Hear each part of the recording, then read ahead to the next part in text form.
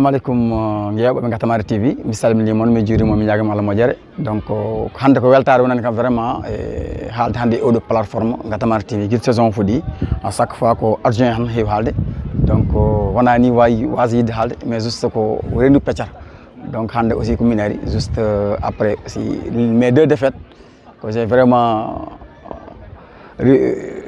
ɗi gandumi aussi ɗum ɗo ko Allah jeeɗi kam ɗum ala ko mbawmi hen.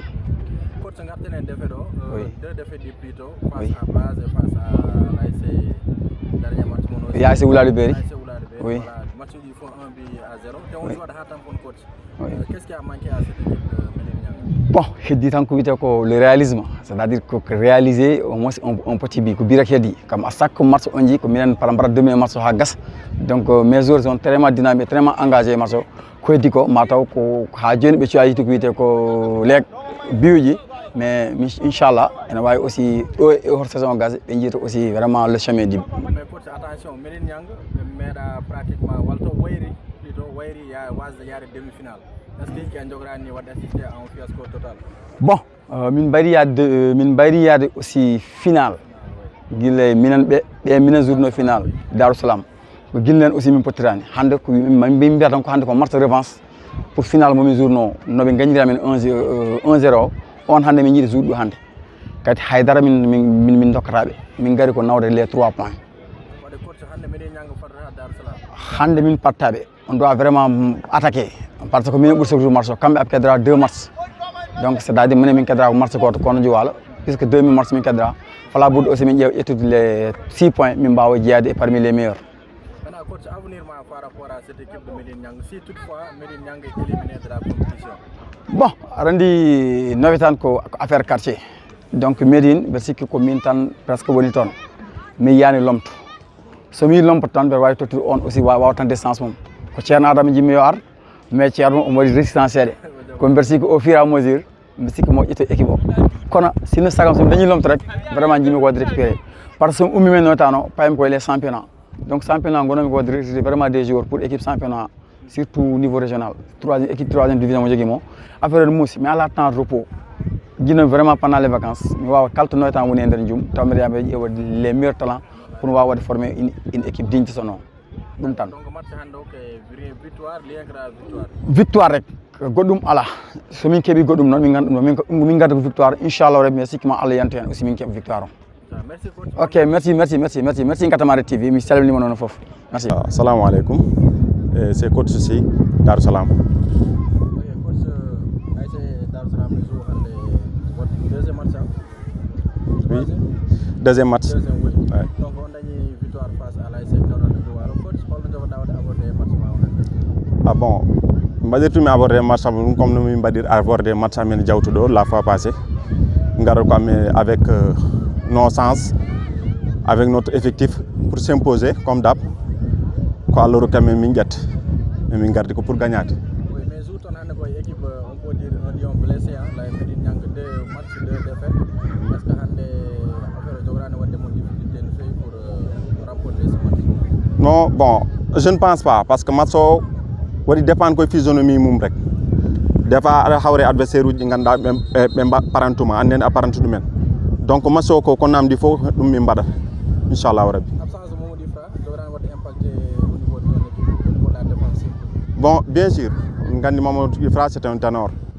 Donc peut-être madou wad un peu mais mbede holi effectif ko dido do. Donc min duwi Allah tan ko Allah wadana men tous les sens min mbadi réussir match o. Est-ce sûr d'attaquer Médine Niang dès le début de la rencontre? Ah, min gardet koy attaquer jamen tan. Minen kam ko football am mi gérer sa min gari mi gérer ko match o namdi fo dum mi mbada inshallah rabbi. OK, bonne chance coach, merci beaucoup. OK, merci beaucoup monsieur Thiam. Jaram, merci. Ay, wale,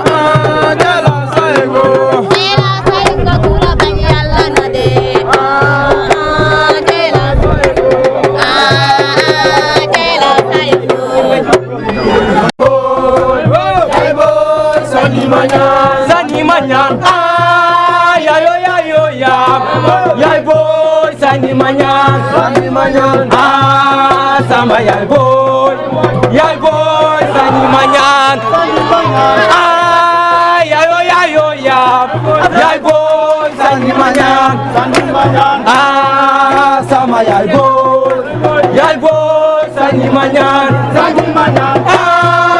yayo ya yaay boy sani manyan ah sama yaay boy sani manyan ah yayo ya yaay boy sani manyan ah sama yaay boy sani manyan ah yayo ya yaay boy sani manyan ah sama yaay boy sani manyan ah yayo ya yaay boy amine Allah amine Allah amine Allah amine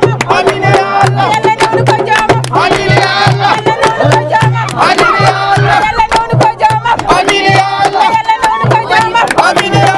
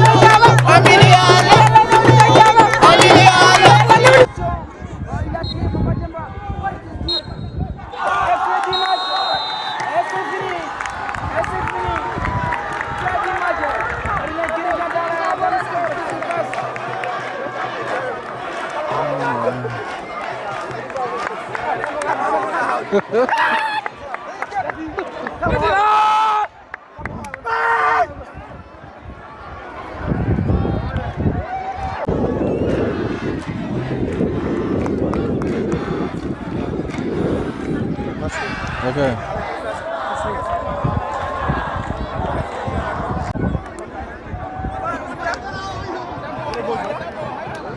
Huh?